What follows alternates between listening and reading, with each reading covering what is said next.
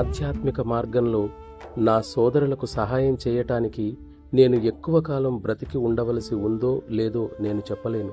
కానీ ఇది మాత్రం నిశ్చయం, ఎవరైనా తమ అంతిమ ధ్యేయం కోసం ఏమీ చేయకుండా కాలాన్ని వృధా చేస్తున్నట్లయితే అది పెద్ద తప్పు. నా అనంతరం నా స్థానంలో మీ అందరికీ నేను చేస్తున్నట్లే ఆధ్యాత్మిక ఉన్నతిని ఇవ్వటానికి ఒకరు నిశ్చయంగా ఉంటారు.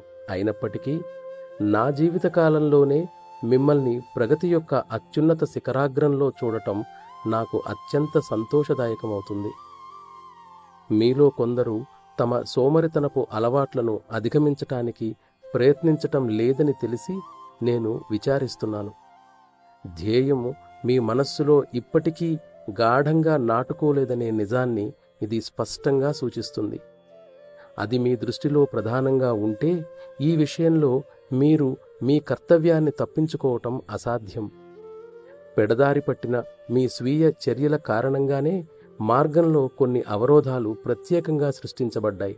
కానీ మీకు మనఃపూర్వకంగా మీ ధ్యేయంపైనే శ్రద్ధ ఉండి ఉంటే ఇవి వాటంతట అవే కరిగిపోతాయి. మీరు హృదయపూర్వకమైన ఉత్సాహబలంతో అందుకై నన్ను ప్రేరేపించినట్లయితే నేను కూడా మీకు ఈ విషయంలో సహాయకారిగా ఉండగలను.